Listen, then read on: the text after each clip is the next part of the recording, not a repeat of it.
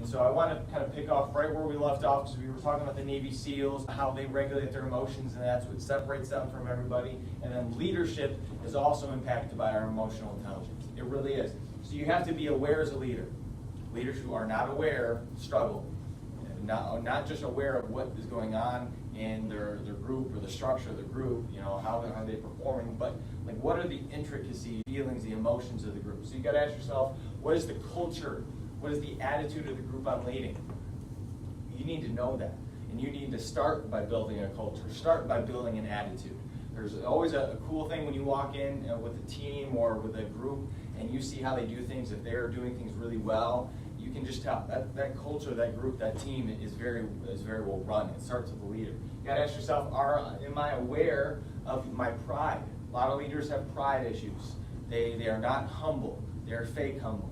And so they have pride issues. And if you have a pride issue, it's going to be hard for you to be a high EQ leader because you're always going to be dealing with that feeling of I'm better, I'm entitled to this, everyone should bow at my feet. Not the case. Or you got to ask yourself, am I managing myself well as a leader? Okay, are you working with your group to maintain the clear set of expectations? Usually that's posted around the room. That's why it's covered right now, but that's why I post our mission statement for JAG. Right now, but that's why I post our mission statement for JAG.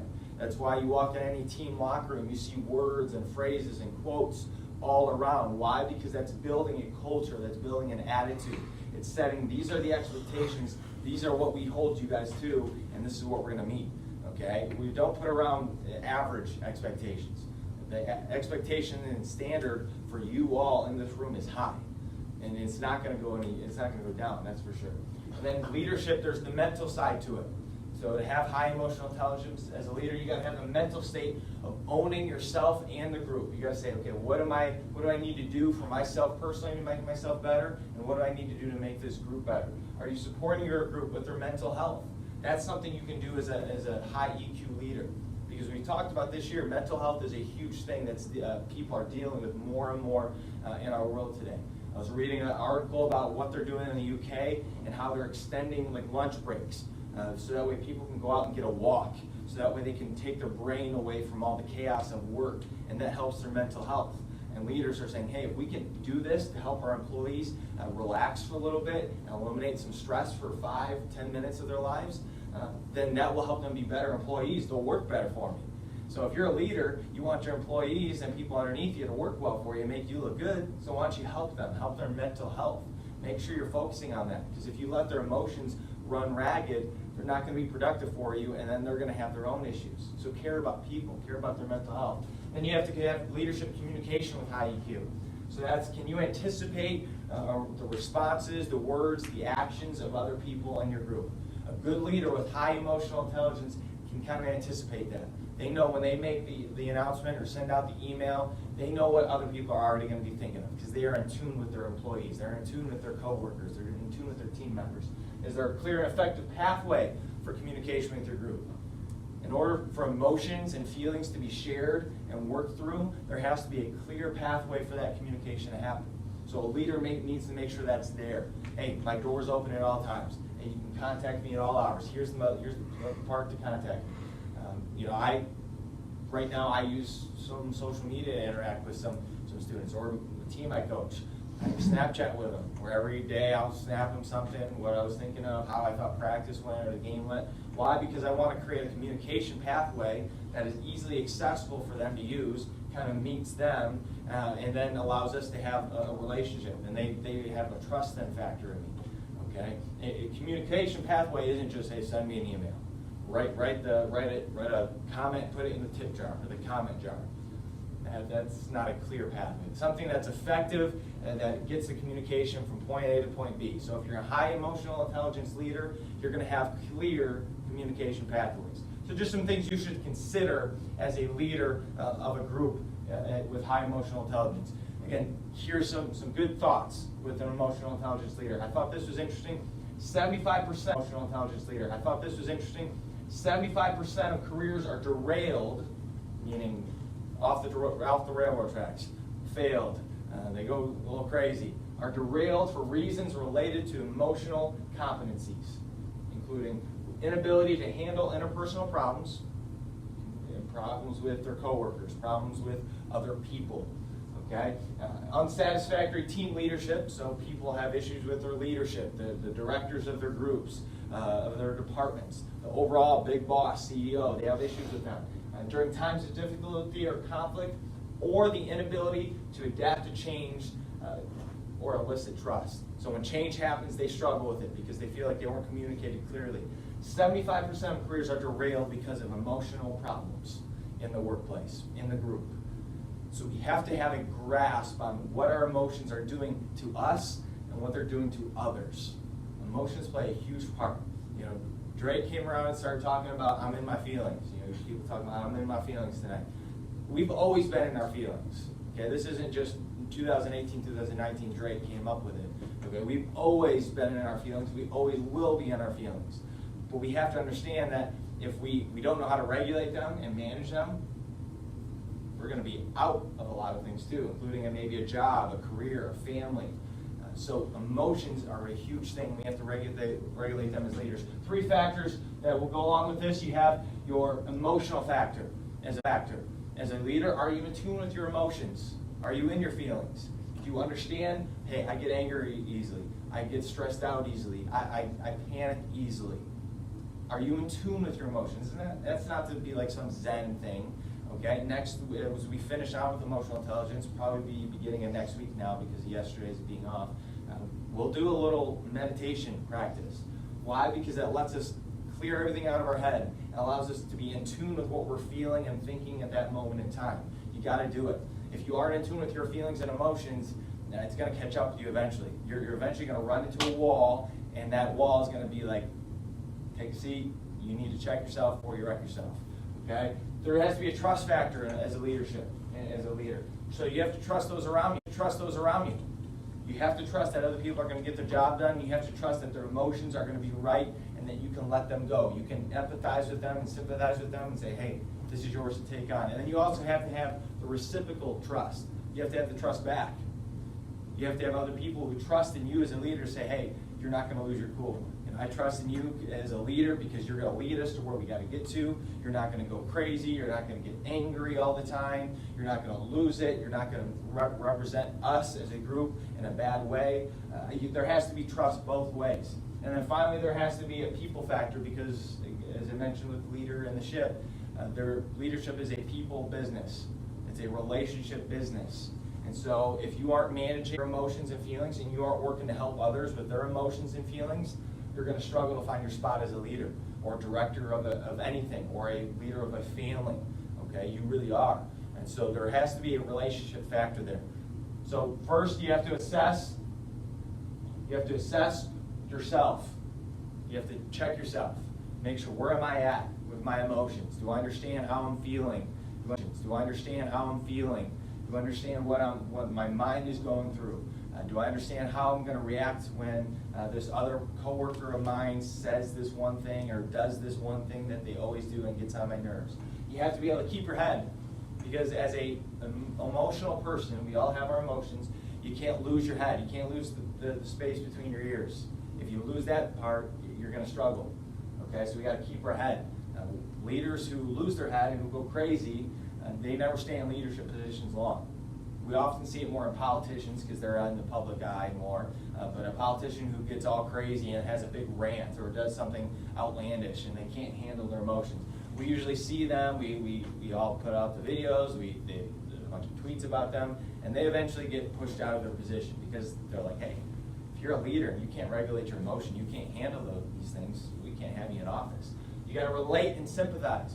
That's the relationship thing. You got to relate to other people. You can't come off as I'm my own person, I'm this high and mighty individual. You have to relate, and that part of that is being transparent, being open with other people, being honest. Hey, you know what? I'm struggling with my emotions too.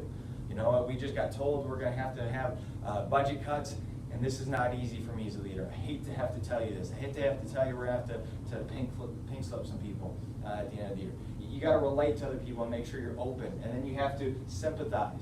And you don't sympathize with saying, man, I feel sorry for you, man. I'm sorry. Good luck with that. Now, you have to engage. Hey, how can I help? What's going on, man?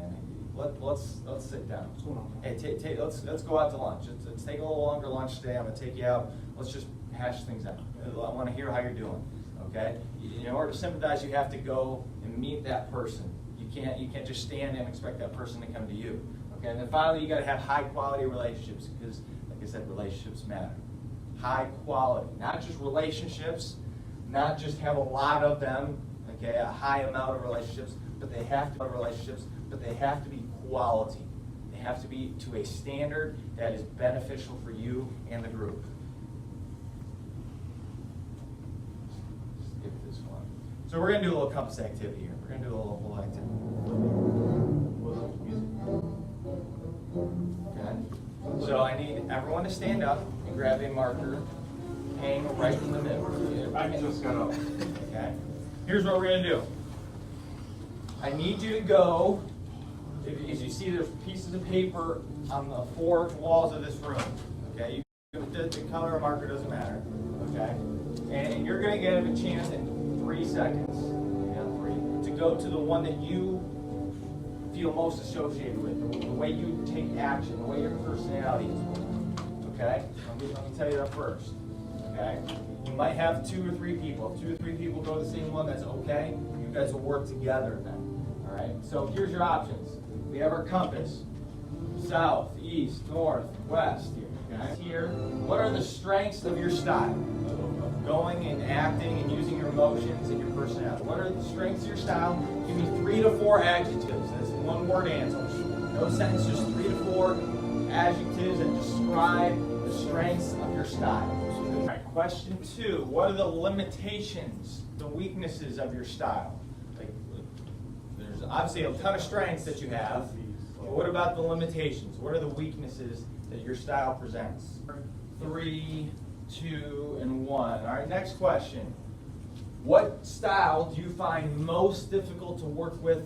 And then just give a quick why. Okay, I'm going to ask you why. If you can write why, great. But of all the 4 styles we got here, what is the most difficult your style has to work with? Okay, so you can name west, north, east, south. What do you find? What style is most difficult for you to work with? And 4th, what do people from other directions, the other styles here, what do they need to know about your style so that way you can work effectively with them? Because again, you are going to be put in that situation where you have to work with another group, or have to work with a different type of personality, or someone who goes through different emotions. So if you are going to be in that position, what do you want them to know about you and how you do things? Last question, what is one thing you value about each direction? So west, I value this about them. North, I value this about them. South, I value this about them.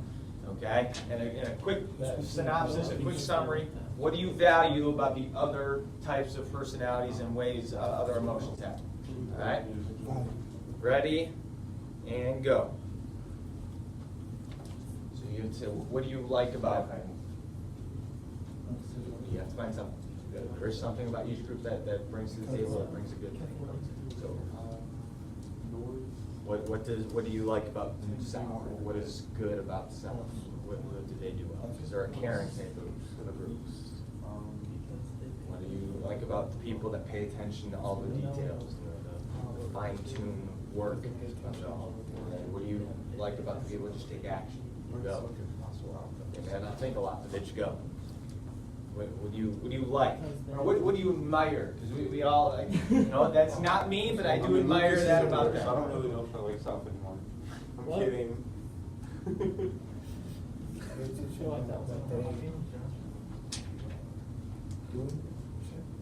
Think, because I'm gonna ask We you. don't need drink because it's my feelings. 10 seconds here. 5, 4, 3, 2, 1. All right. Give me, Hunter, what was one of your strengths of the North group? Quick, yeah, because they don't waste time. They just take action. What about West group? Josh? Yeah, you attentive? Yeah? Patient? South? Is it trustworthy? Trustworthy, yeah. Why are they trustworthy? We are trustworthy because when you help out one another, you get that kind of connection to where they feel like they've known you and they can trust you, and they can, how do I say this? Yeah. Let it out, let it all out, and let them talk to you, and let them help you out. What's the strength of the East? Yes, or you think you are? Is that a strength or? That's my house, bro. What about the limitations? What are the limitations? I'm kidding, John. Go in different directions. South, and what was the limitation? Trying to help too much. You can help too much and then you might get burned, yeah? That could be a weakness. West? Oh, yeah. Slower, because you gotta go through every detail first, so you might not always be the quickest to make the decision, but you wanna make sure it's right, at least in your eyes. North, what was that? Limitation. More planning, because maybe you don't think everything through all the time, doesn't mean you're always wrong, but right into some roadblocks. What's the limitation for the East group? Passive. Passive, because they're always speculating. They're always looking at what could be rather than just go. Yeah, that's very true. What about, what's the group you find most difficult to work with? Acting, because I prefer more passive style. Yeah, so acting is the hardest group to work with. What about you guys? We said north and east because they try their very best to show to the people that are trying to help that they care about themselves and that we care about them. Yeah. What's the hardest group for you guys to work with? Yeah, every time. Matter of fact, when you do this activity with a large group of people, the North group usually gets a little angst about when the West group is giving their answers because it's usually a little slower, a little more deliberate. They usually like to explain it better, and this group is always like, come on, let's go, I'm waiting to give my answer. And it's usually how it works. And the hardest group you're going to work with is East, yeah, because you just want to take action. The people who want to take action don't like anything that delays that, okay? Know these emotions, know these feelings that you have that make your decisions, that help make your actions, that help just you live in general in life, okay? You go about things in a great, unique way. You really do. Don't waste it. Don't waste it. But know that you're going to work with other people someday, if not now, that have different perspectives, that use their emotions differently when making decisions, when taking action on things in life. Okay? The last thing I wanted to show you here before the bell rings is if you ever heard of the Curious Cage. You know who Phineas Cage is? Nope. So Phineas Cage is 25 years old, working on the railroad.